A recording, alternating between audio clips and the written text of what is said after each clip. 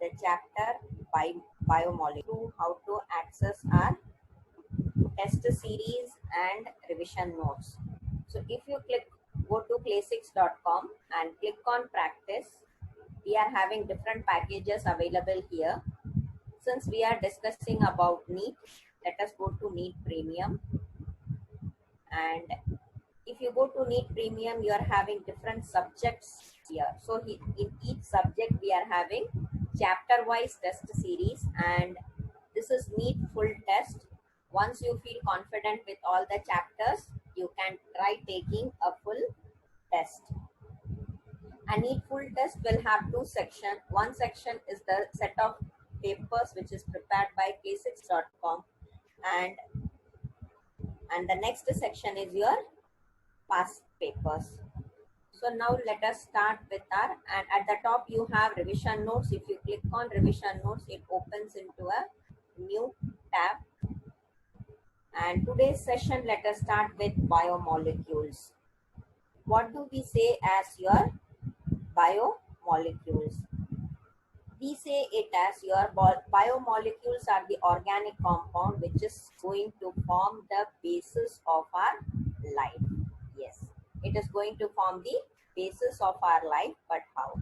So the complex organic substance like our carbohydrate, proteins, which will combine in a specific manner to produce living system and maintain it. That is why we call it as, or this is what is called as biomolecules. So wherever in chemistry we are going to deal with the study of your chemical reaction which is occurring in living organisms, you call it as biomolecules. So the most important part or most important things which comes under your biomolecules is your carbohydrate. That is, they are your polyhydroxyaldehyde or ketone or substance that is going to give this substance on hydrolysis, and it should contain at least one chiral atom. And when we are saying the general formula for our carbohydrates, it is going to be your general formula for your carbohydrate is going to be equal to your CXH2O. And we can say as the example as deoxyribose. This can be considered as an example of your carbohydrates. And there are different types of carbohydrates. For example, we can say it as it is three types: monosaccharide, oligosaccharide, and polysaccharide. So we should understand what is monosaccharide. They are the simplest carbohydrate which cannot be hydrolyzed further, or it cannot be hydrolyzed further into simpler compounds. For example, you can say it as your aldose or ketose. Example, we can consider it as aldose or ketose. And when we are saying about the other one, that is, for example, you can even consider as glucose is an aldohexose, while fructose is a ketohexose. So there are different categories for your monosaccharides. So there are different examples for monosaccharides. And when we are talking about your oligosaccharides, these are carbohydrates which on hydrolysis will actually give you 2 to 9 molecules of monosaccharides. It will give you 2 to 9 molecules of your monosaccharides. And they are further of different types. Oligosaccharides can be considered as different types as your disaccharides, trisaccharides, tetrasaccharides. These all can come under the type of your oligosaccharides. And the carbohydrates which on hydrolysis will give you more than 9 products. Here it is 2 to 9. But here, if it is giving you on hydrolysis, if it is yielding more than 9 molecules, we say that it is a polysaccharide, and the very well-known example is starch. It is an example is your starch. So the oligosaccharides are carbohydrates which is going to yield a definite number of you 2 to 9 monosaccharides and molecules and on your hydrolysis. And when we say what is mutarotation, when either of your two form of glucose you are dissolving in water, there will be a spontaneous change in specific rotation till the equilibrium value of 52.5 degree is reached. So that is your alpha D glucose with a specific rotation of 112 degree and beta D glucose with specific rotation of plus 19 degree. And when either of these two form is going to be dissolved in water, it is allowed to stand and it will be converted into same equilibrium mixture of both alpha and beta. Hence, we can say that the equilibrium, the specific rotation is being reached at your 52.5 degree, while that for beta glucose, it will increase from 19 to 52. But in your alpha, it will decrease from the 112 value to 52, and for beta, it will increase from 9 to, so we consider this 52.5 as the equilibrium value. So the phenomena where you are having change of in specific rotation of your optically active compound with time to an equilibrium value, the term is called as mutarotation. And glucose on reaction with your methyl alcohol in presence of your dry HCl will actually give you alpha and beta methyl glycosides. And but of course, when we are talking about monosaccharides, when they are differing in configuration at a carbon other than a numeric carbon, then you will say that term as epimers. There we call that as your epimers. And there are different combinations wherefore we can say cellulose. What is cellulose? It is going to be found in all plants. It consists of your 50% of total organic matter in the living being, and cotton is actually your pure form of cellulose. Glycogen.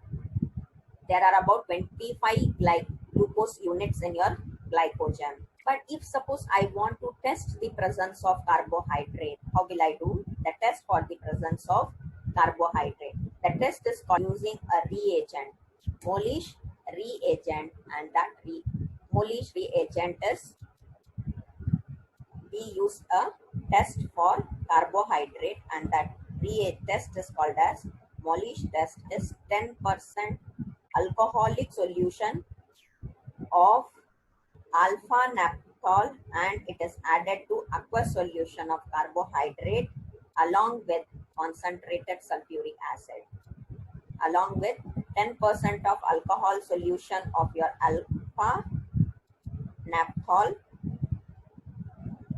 and this is being added to your aqueous solution of carbohydrate, the one which we want to test it, and then we have to add your H2SO4, that is concentrated sulfuric acid, along the sides of the tube, and the result is you will get a violet ring will be formed at the junction of the two layer. Violet ring is being formed at the junction of the two layer. In the similar way, one more important part is that is your protein.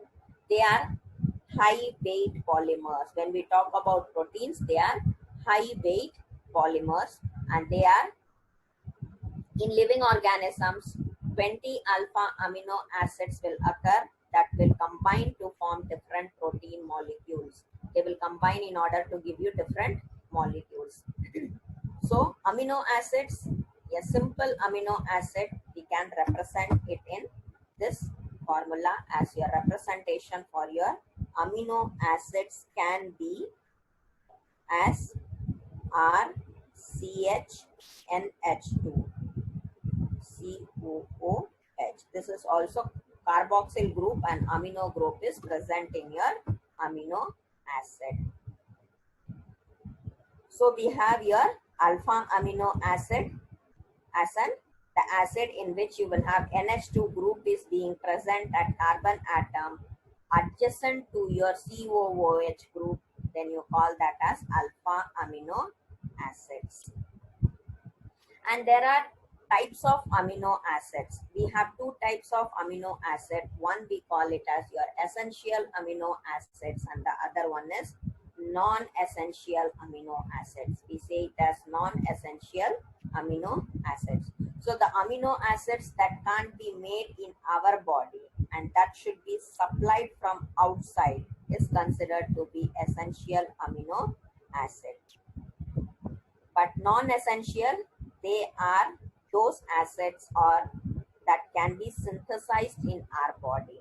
So out of total 20 amino acids, 10 can be synthesized in our body by natural.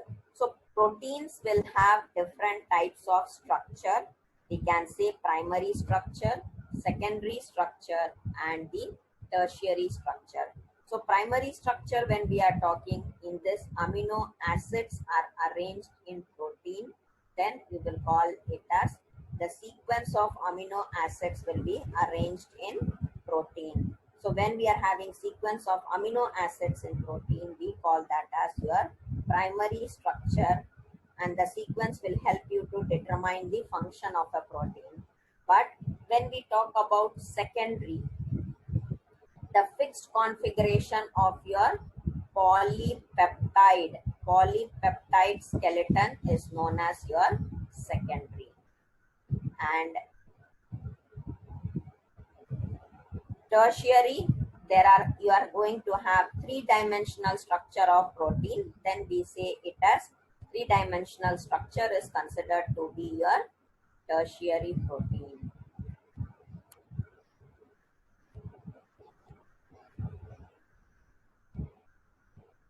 And yes, of course, proteins can be classified into simple protein, conjugated protein, derived protein, fibrous protein, or your globular protein. So there are different classifications of your protein. And the next important thing to remember is it is to remember about enzymes. Enzymes are nothing but the biological catalyst. Chemically, all enzymes are your globular protein. Like in our body, we require lactase, invertase, which will convert sugar, glucose and fructose, maltase convert maltose to glucose, emulsion. So there are different enzymes which is required in our. So the consequence of your animals and plants which are soluble in organic solvent, but if it is insoluble in water, then we call it as a lipids. And next, they are vitamins. We know they are chemical substance which are added in small amount for the growth of human being. If it is added in small amount for the growth of human being, then we call it as vitamins, and they can't be synthesized in our body. Therefore, it should be taken from outsource. And if there are any deficiency of vitamins, then that can land up to different diseases. Like if we say vitamin A, if there is a loss of vitamin A in our body, then there is a symptom that you will lose your vision. You will not have proper vision. If suppose there is a lack of vitamin C in our body, then of course there will be bleeding gums. The wound, if we are getting hurt and then if we get a wound, that wound will take a long time to heal because our body is lacking vitamin C. So in the same way, there are different diseases based on the lack of different vitamins. So this chapter you can go through, and it's very simple to study. There are nothing much in it. And the next concept or the next chapter when we come across it is your polymers. What is polymers? When we say polymers, polymer is defined as a chemical substance of a high molecular mass which is formed by combination of a large number of simple molecules, that is called as monomers. And the process by which the monomers is getting combined and transformed into polymer, that process is called as polymerization. And all polymers are macromolecules, while all macromolecules, we cannot say that it is a polymers in nature. And yes, when we are saying about elastomers, elastomers is are rubber-like solid polymer in which the polymer chains are held together by your weakest intermolecular force of attraction. So basically, when we are saying that classifications of polymers, polymers can be classified based on four concepts, that is based on source, based on its structure, based on mode of polymerization, and based on the molecular force. So immediately when we say source, that means immediately it should strike that it can be classified into natural polymer, semi-synthetic polymer, and your synthetic polymers. And when we are talking based on your like fibers, belong to a class of polymers which are thread-like and that can be woven into your fabrics. It can be woven into your fabrics.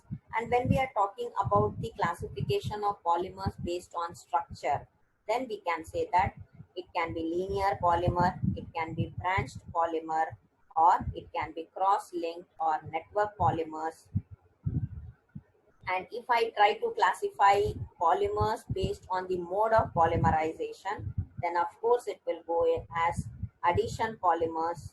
Here we can say condensation polymers, and here, so there are different polymers, and in that condensation polymers we are having, the polymers are classified following four subgroups also on the basis of magnitude of their intermolecular force, and based on that we have a classification of your polymer that is called as your elastomers. Elastomers are rubber-like solid polymers in which the polymer chains are held together by weakest intermolecular forces are being present in them. That is why they are a rubber-like solid with elastic properties, and they are held together by weakest intermolecular force, but this weak binding force will only permit your polymers to be stretched.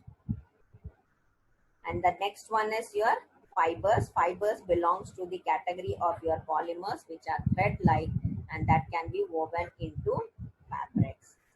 And the other one we have thermoplastics. This is a type of your linear polymer and will have weak van der Waals force which is acting in various chains.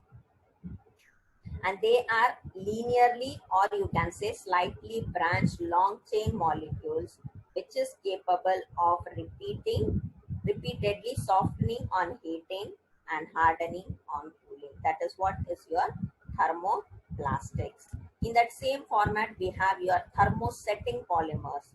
These polymers will be actually cross-linked or it will be heavily branched, which on heating will undergo extensive cross-linking in molds and again it will become infusible. That is, you cannot reuse thermosettings plastics.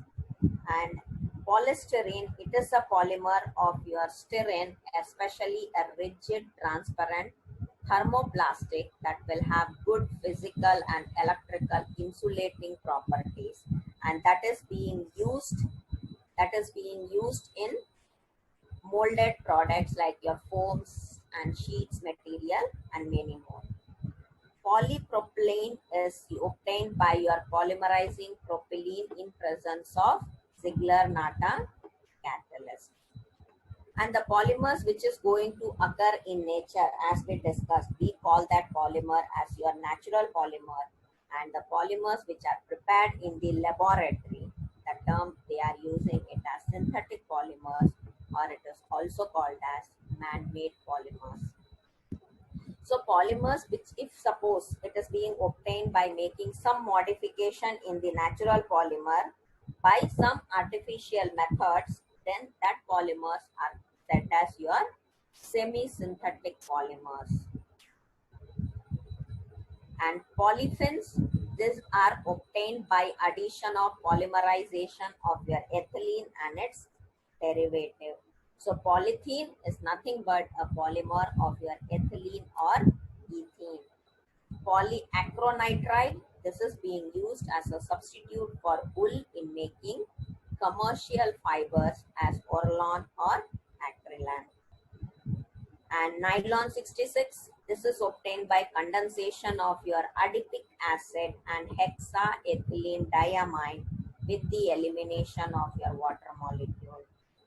And when we are talking about your phenol formaldehyde polymer, this is obtained by condensation reaction of phenol with formaldehyde in presence of either you're going to have the acid or a base as a catalyst. So whenever we are talking here in this chapter, the most important method or most important questions which you may expect is, just remember what is the polymer and what is the monomer of it, from which monomer this particular polymer is being prepared, and which one we call it as your Ziegler-Natta catalyst. This one is being used in order to prepare your high density polythene, where you're going to have addition of your polymerization of ethene, and that is going to take place in a hydrocarbon solvent in presence of a catalyst, and that catalyst is triethyl aluminium and titanium tetrachloride. Triethyl aluminium and titanium tetrachloride, that is what the catalyst in common, it is called as Ziegler-Natta catalyst. And this one is being used in order to prepare high density polymers, polythene. Whenever we require high density polythene, we are using a catalyst, that is Ziegler-Natta catalyst. And we are having polytetrafluoroethene, which is nothing but another name of your Teflon, the other name for your polytetrafluoroethene. Polytetrafluoroethene, the other name is your Teflon. And when we are saying polyacrylonitrile, this is used as a substance for wool, that is acrylonitrile. So here we will say that polyacrylonitrile is being prepared by polymerization of acrylonitrile in presence of peroxide catalyst, which will help you in the formation of polyacrylonitrile. And this is actually a substitute for wool in making commercial fibers as your Orlon or acrylic. The same way we can say about your nylon 66. This is being obtained by addition of condensation of your adipic acid and hexamethylene diamine with the elimination of your water molecule. And when we say nylon 6, this is being obtained by heating your caprolactam with water at high temperature, and nylon 6 is used for the manufacture of tire cords or fabrics and in your ropes. So natural rubber, it is a coiled linear 1:4 polymer of your isoprene. And the properties of your natural rubber, it can be modified by introducing your polysulfide crosslinks in this structure.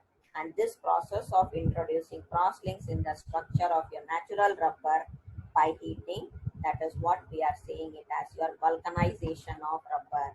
We say the term as your vulcanization of rubber. And nature has provided us with a variety of polymers which can be produced by biological system in plant and animals, and that we call it as your biopolymers. We call it as your biopolymers. So hence, when you are studying the chapter polymers, do remember, do focus on studying what is the polymer and how that is being prepared, what is the monomer being used in order to prepare that particular polymer. That is the most important section. And next, when we go to our chemistry in everyday life. When we say chemistry in everyday life, what is the requirement?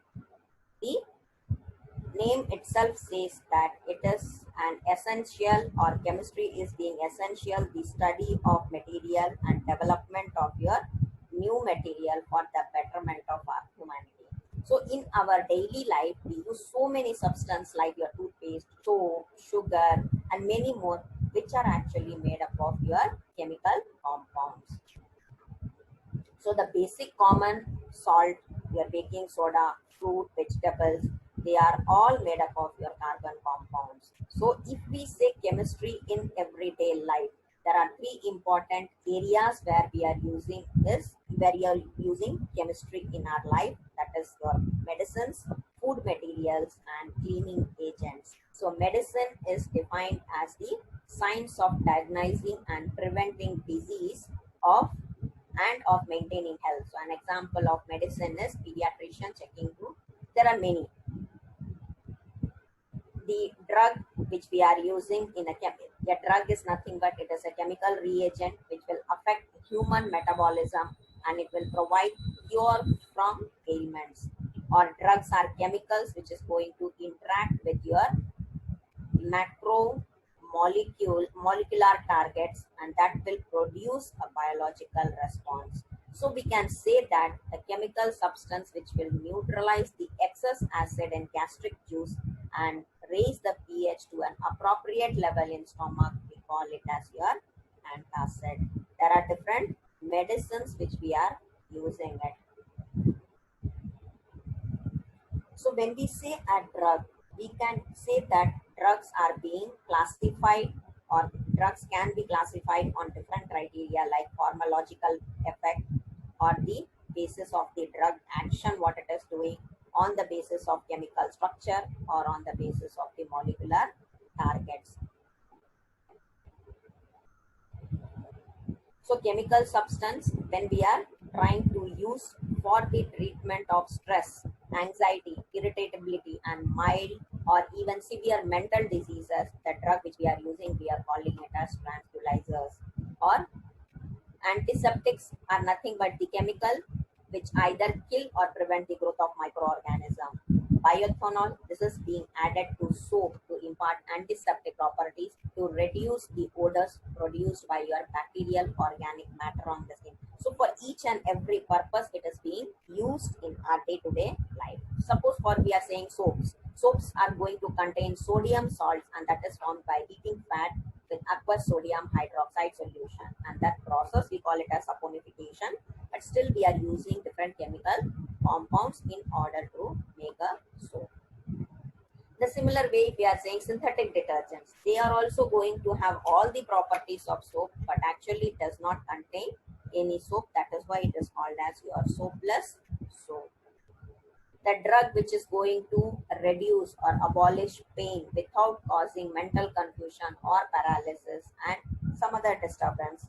We can say it as your aspirin, analgin, paracetamol. These are all our day-to-day requirement and that day-to-day requirement is prepared by chemical compounds.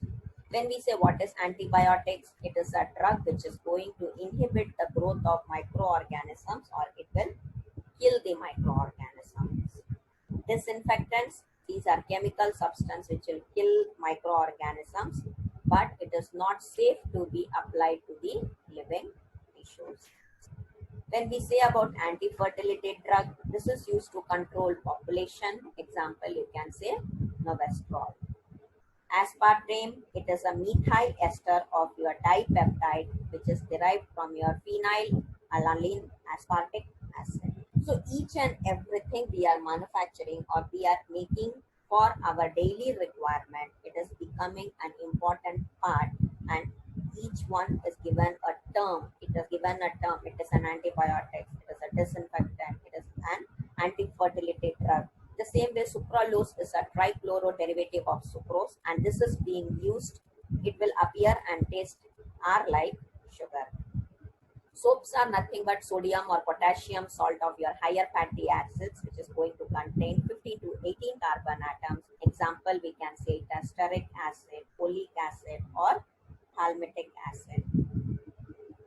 When we are coming back to food preservative, prevent and spoilage of food because of the growth of microbial growth can be avoided by using your sodium benzoate or table salt that is being used in our food packets, or and cleansing agent, that is a substance which will actually remove the dirt and have cleansing action in water, and these are also called as your surfactants.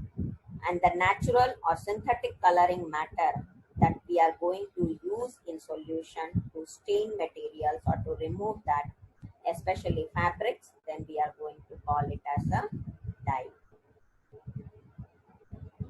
And creams are actually nothing but, in solution chapter we would have come across it as an emulsion, where you are going to have, it is an emulsion of your oil or fat in water, and that is going to contain anomalins and humectants as two fundamental components, and substance which is used for launching your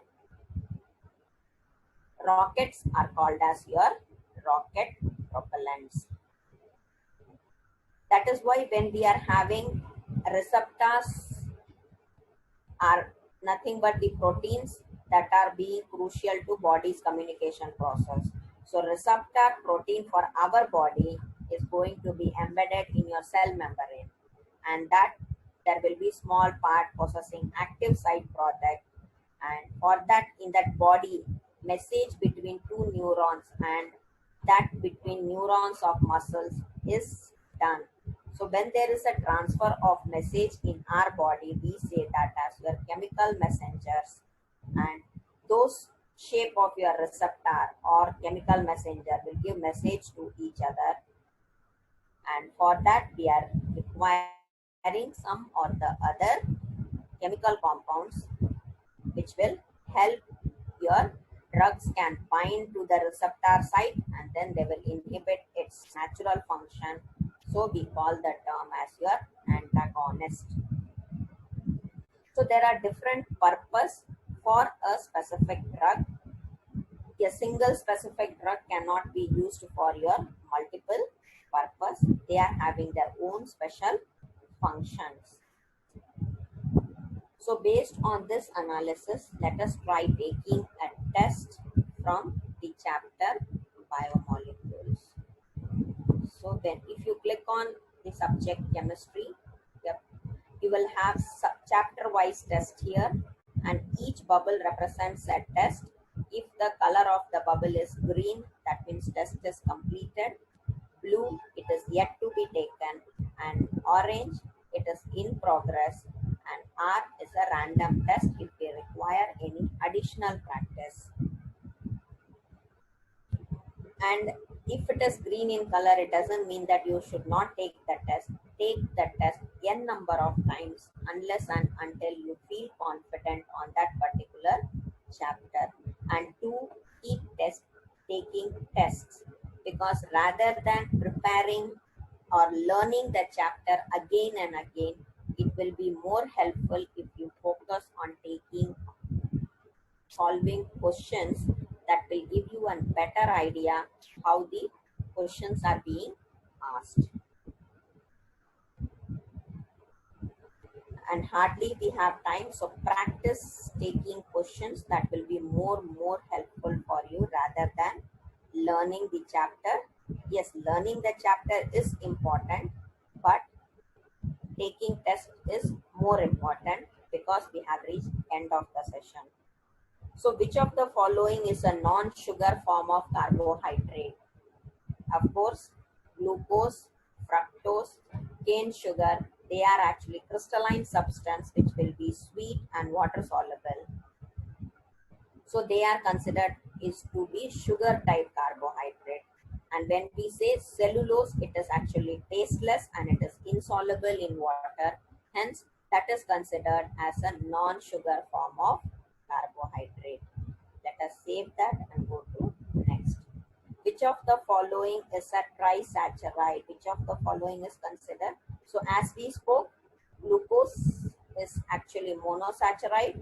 Sucrose, it is disaccharides. Raffinose, it is trisaccharides. And here, styrose, it is actually tetrasaccharides. Hence, they have asked about trisaccharides. That means our answer C should be right. Let us save that and go to next. Which Which of the following class of carbohydrate is called non-sugar? Which of the group is called as non-sugar?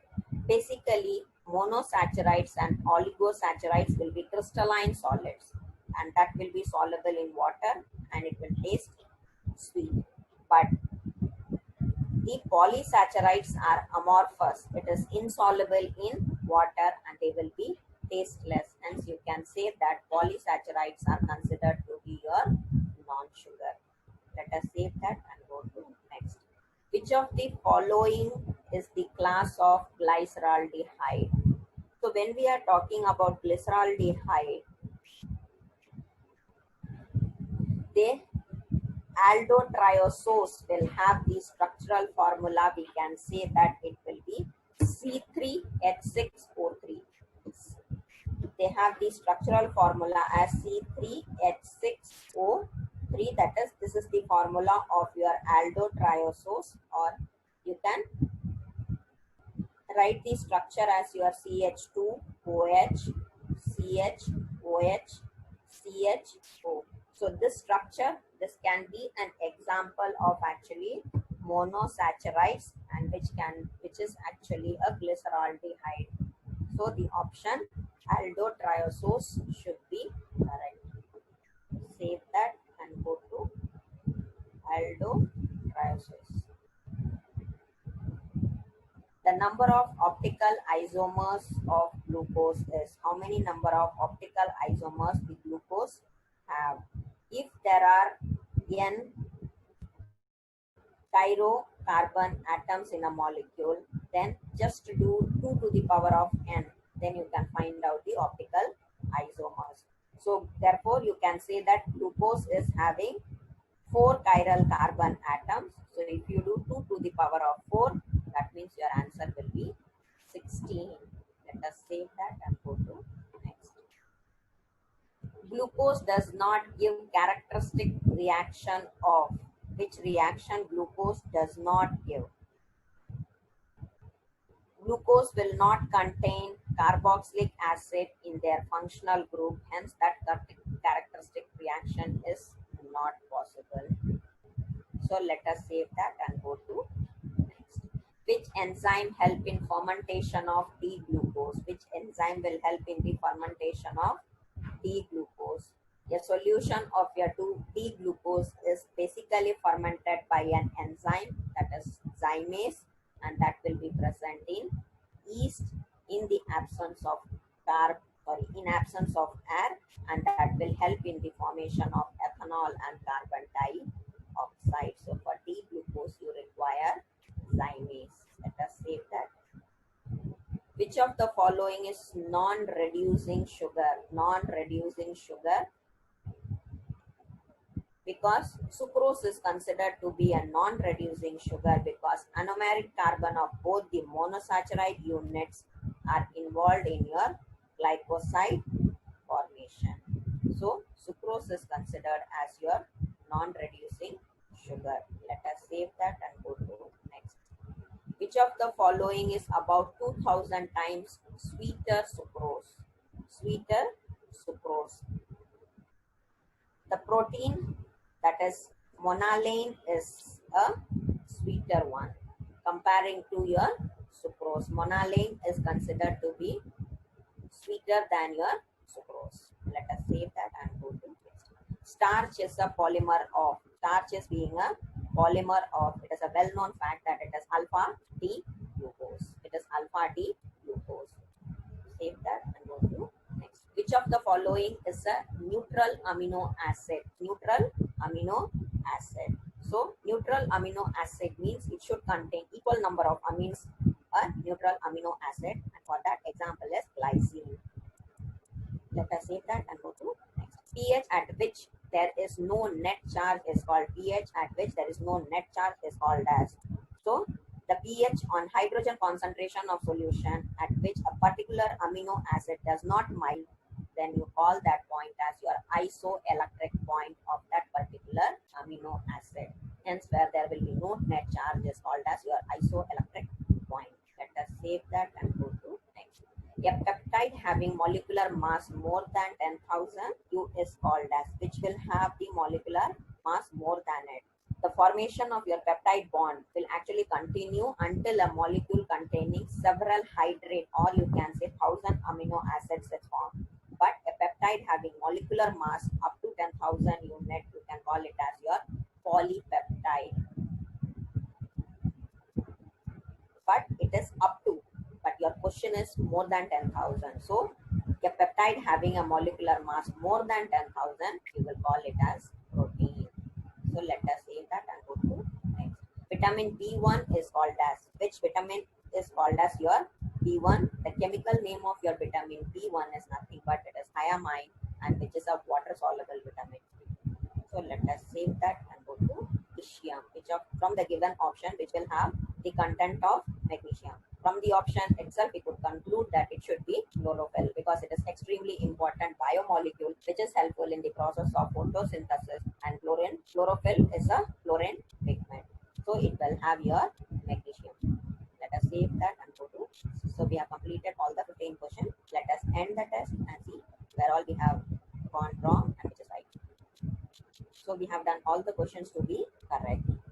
If in case anywhere we have gone wrong, that particular question will be indicated green in color, and if you click on that particular question, it will give you the answer with an explanation, which would be helpful for you to know why we have gone wrong and what is the right answer. Now let us try taking a test from the chapter Chemistry in Everyday Life. So once again, go to chemistry, and if you go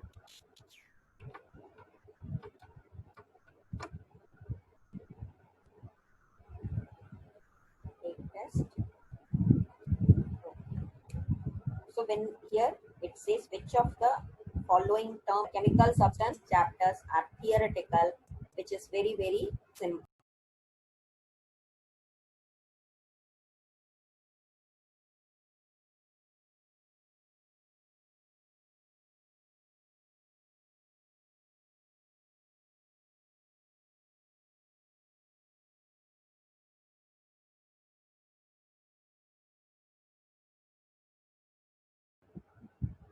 So which of the following is an alkaloid? When we are saying it is, the option is your nicotine, piperine and quinine, your alkaloids, and these are basically delivered from your plants and are basic in nature. So we can say that from the given option, all should be the answer. Let us save that and go to next.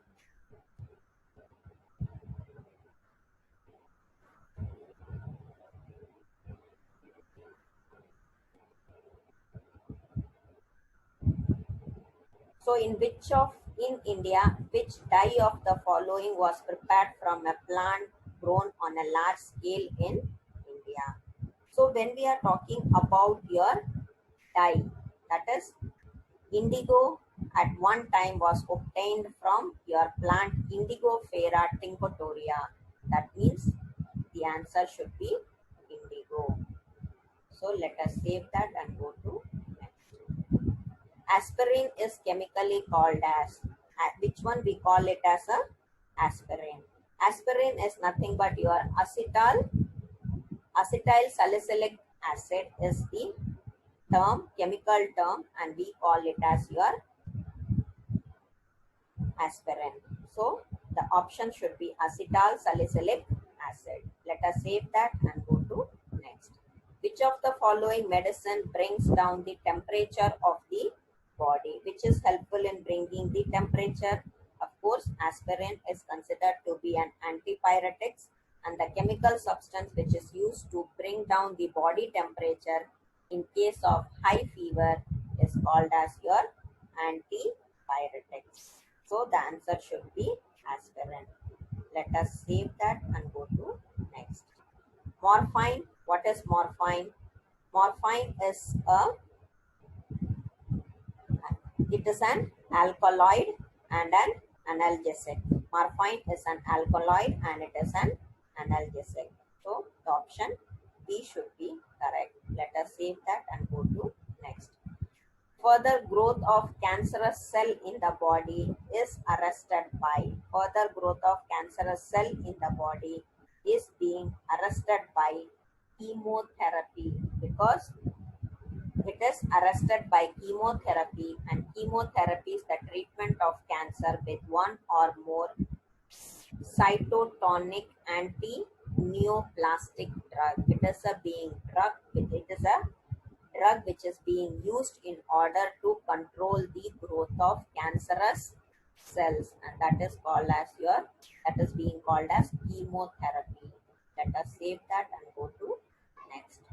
Which of the following drug is an analgesic? It is analgesic. That means it should be your analgin. That is considered to be a drug for analgesic. Let us save that and go to next. Luminal, a barbiturate drug, is used as an. What is the purpose of using your luminal? That is, it is a derivative of your barbiturate acid, or we call it as your barbiturate acid, which is known for their tranquilizing activity, and that is a sedative. It is a sedative. So do learn the chapter, and when you are learning the chapter, it is important that you focus on the term being used. That is very, very important. Let us save that and go to next. A medicine which promotes secretion of urine is nothing but your diuretic. Diuretic will promote in the secretion of urine. So let us save that and go to next.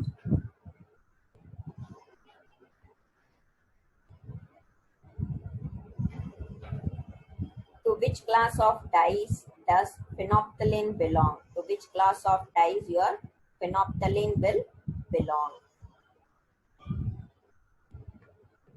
It is your phenolphthalein is a typical dye which is belonging to the class which will contain a halane group. It will contain a halane group. Hence, the option should be halane dyes. Let us save that and go to next. Which of the following is triphenyl methane dye? From the given option, we have to say which of the following is triphenyl methane dye. Malachite green is a triphenyl methane dye, because from the name itself we can say that this dye is going to contain triphenyl methane group in their molecules. Hence, your option should be malachite green.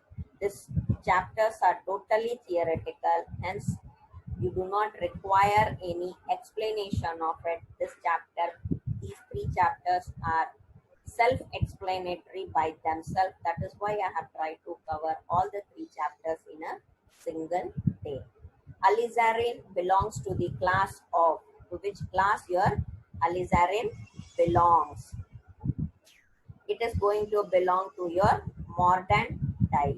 Alizarin is belonging to the class of your mordant dye, since it is giving a bright red color with your aluminium and a blue color with barium as your binding agent, and that is your mordant dye. Let us save that and go to next. Which of the following medicines is required against malaria? Which medicine? It is a well known that it should be chloroquine. It is a drug which is used in the treatment of prevention of malaria. Let us save that and go to. So we have completed all the 15 questions. End the test and see which are all questions we have done is right or wrong. So we have done all the 15 questions to be correct. And that is all for today's session. Do trying test, taking test, revise the chapters, and it's very, very important that you go through each and every chapter with the help of your revision notes, which will be a precise concept. You need not sit and study the entire chapter.